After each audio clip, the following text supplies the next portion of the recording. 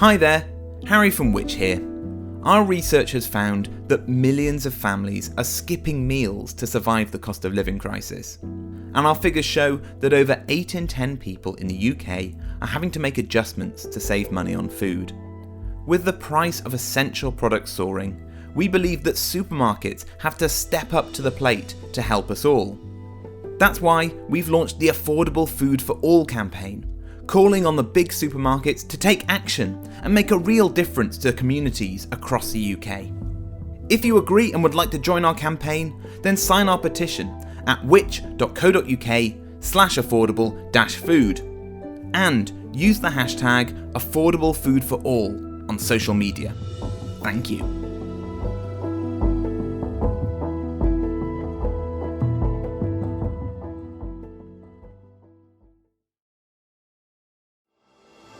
Scammers are stealing hundreds of millions of pounds every year. They bombard us with fraudulent texts, emails and calls. And what's more, their tactics are getting increasingly sinister. To keep across the latest scams, sign up to our free Scam Alert service to help you stay ahead of the latest scams and protect yourself. Go to which.co.uk/scamalert-newsletter. That's which.co.uk/scamalert-newsletter. Thank you.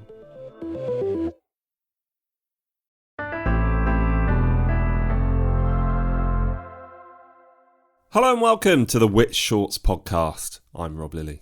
We're well into October now, which means that I can start telling you about something very exciting coming your way soon over on our sister podcast, Which Investigates. Now, we're going to be launching a new podcast. It's going to be called Get Answers, and we're going to be looking to get you guessed it, answers to the biggest questions impacting your consumer lives. And don't worry, you'll still be able to listen to our brilliant past episodes as well, with hosts Greg Foot and Grace Farrell. So do keep your eyes peeled for Get Answers. That's launching in just a few weeks' time. Now, on to this week's episode though, and today we're hearing all about the price you pay for staying loyal to your favourite supermarket.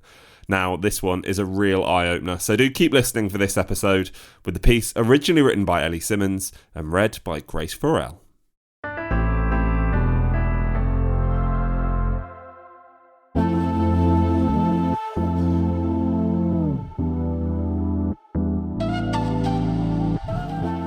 Years ago, the idea of different customers being charged different prices for exactly the same loaf of bread or tub of butter might have sounded a bit wrong. But that's now become the norm in some of the UK's biggest supermarkets. Member-only pricing, where those signed up to a loyalty scheme pay less than those who aren't, is a fast-growing trend.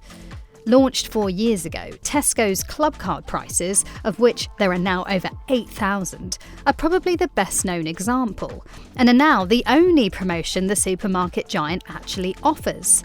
Sainsbury's rolled out its new Nectar prices, which total 3,500 and rising, to much fanfare this spring.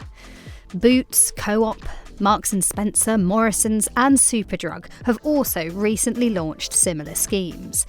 But are these loyalty discounts really about rewarding faithful shoppers, or simply a ploy to grab and make money from your data? Do members make a genuine saving, or do non-members end up paying a premium? While Tesco Clubcard and Sainsbury's Nectar prices still don't beat Aldi or Lidl on the overall price of a basket of groceries, they are hot on their heels. Indeed, we found the average saving on a member-only offer is 21%. Of course, you would be unlikely to buy only groceries with loyalty prices for your whole shop.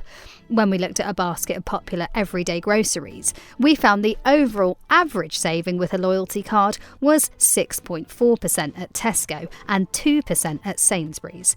Although Sainsbury's has since increased the number of Nectar prices on offer, so the saving may be greater now. These discounts may sound tempting. Indeed, in our survey of 2,000 members of the public in July this year, 20% of those who'd noticed member-only pricing said it had led them to shop at their supermarket more frequently than before. But dig a little deeper and they may not be as impressive as they sound. We looked at 141 Club Card and Nectar price offers promoted on the websites of Tesco and Sainsbury's at the end of June and tracked their pricing history back 6 months to see how they compared. This unearthed some seemingly dodgy-looking pricing tactics. Over the 6-month period, 29% of the member-only promotions were at their so-called regular price less than half the time. That included a jar of Nescafe Gold Blend instant coffee at Sainsbury's, which was advertised as £6 with a Nectar card, regular price being £8.10. But that regular price was a whopping £1.10 more than at any other supermarket that day. The next closest price was £7 at Asda, but the same jar was £6 at Morrison's, Ocado and Waitrose, $5.99 at Tesco and $5.49 at Lidl. In fact, the regular price had also been £6 at Sainsbury's until it went up to £8.10 just 2 days before the Nectar price launched. Similarly, Persil 3-in-1 non-bio washing capsules was advertised with a Tesco Club Card price of £10.80, regular price being £12. But the regular price had been increased at Tesco from £10 to £12 just 8 weeks before the Club Card offer. At Tesco, 24% of the 70 products we looked at were at the regular price for less than half the previous 6 months. At Sainsbury's, it was 34% of 71 products. All of which begs the question, are supermarkets hiking their regular prices to make loyalty scheme customers feel they're getting a discount, when actually non-members are simply paying over the odds? Our research suggests there appears to be instances where supermarkets are using potentially dodgy tactics on loyalty offers to give the impression that savings are more substantial than they really are, which is calling on them to make every non-member price genuine so that savings are meaningful. If you're signing away your data to access them, this is the least you should expect. Member-only pricing is, by its very definition, exclusive. You must, of course, be a member of the supermarket's loyalty scheme to get the discounts. But not everyone can, or wants to, sign up to these loyalty schemes. There are age and address-based restrictions, and those with limited access to digital devices may also miss out. For example, you must be 18 or over to be a member of Asda, Iceland, Lidl, M&S, Sainsbury's, Tesco and Waitrose loyalty schemes, and 16 or over at Morrison's. Sainsbury's does let under 18s collect points using a parent or guardian's account. Co-op also offers a scheme for under 16s if a parent or guardian helps them sign up. Members must also be UK residents to join the Iceland, M&S, Morrison's, Sainsbury's, Tesco's and Waitrose schemes. Some require an email address or the ability to download an app. This means those who are too young, don't meet the address requirements, or don't have access to the technology needed can't access discounts that were previously available to everyone. This includes vulnerable groups such as teenage parents, young carers, school children buying lunch, homeless people, and those in temporary accommodation. Some people may not want to share their data with supermarkets or lack trust in how it will be used. These shoppers too are now denied access to discounts that used to be universal.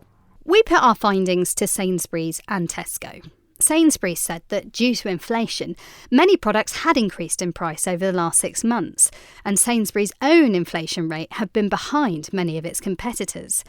It added, "We make every effort to be transparent about how customer data is used at Nectar.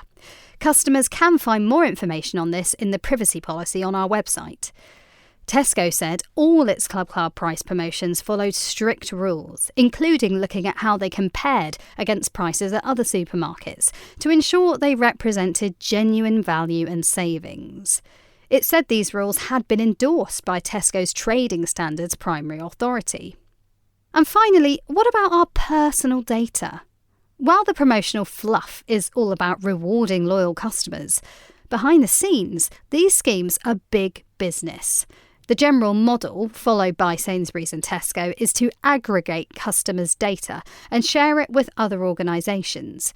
Nectar 360, Sainsbury's data arm, is forecast to make £90 million in profit by early 2026. It boasts of offering billions of rows of transactional data to more than 700 brands to help them understand and engage with their customers. Tesco's data science business is called dunnhumby, and in the words of Group Chief Executive Ken Murphy, it helps Tesco access new revenue streams from Clubcard. The Tesco Media and Insight platform launched last year and helps 450 brands increase the effectiveness of their campaigns. Indeed, Clubcard claims to be the UK's largest source of first-party behavioural data, potentially sensitive data. This can result in shoppers receiving targeted emails, social media posts and other adverts, as well as personalised offers from the supermarket itself.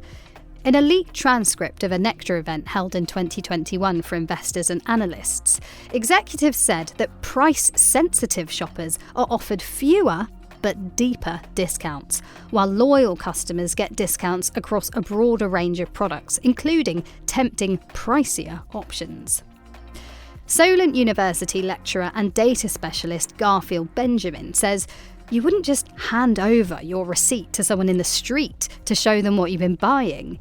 But that's what you're doing. There is potentially sensitive data there. Pharmacy, sexual health products. You don't realise how many of our habits are in our shop.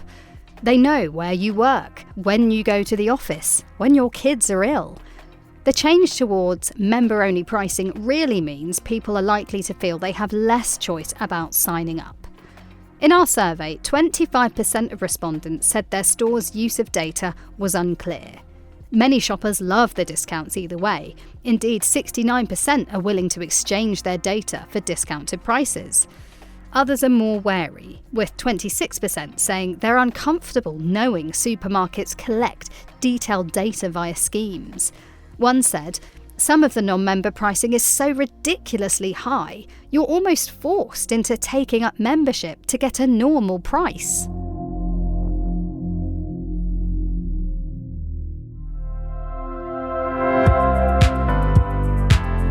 Thank you so much to Grace and to Ellie Simmons too, for her piece which was originally written for the October issue of Which magazine. Remember, you can find more articles you'll find useful every day on everything from money and technology to home and garden advice by signing up to one of our many free email newsletters. And you can do that at which.co.uk/newsletters. And to get access to Which test results, reviews and more, then why not become a member? You can do that by heading to join.which.co.uk. That's join.which.co.uk. We'll be back next week for another episode of Which Shorts, and thanks for listening.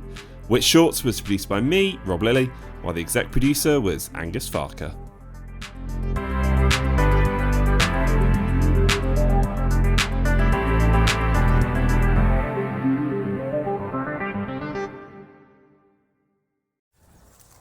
What is happening to supermarket prices? Do own-label brands taste good? What's the best supermarket? What's the worst?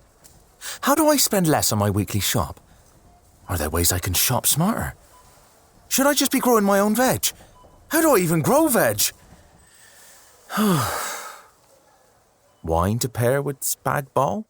When life gives you questions, get answers at which.co.uk.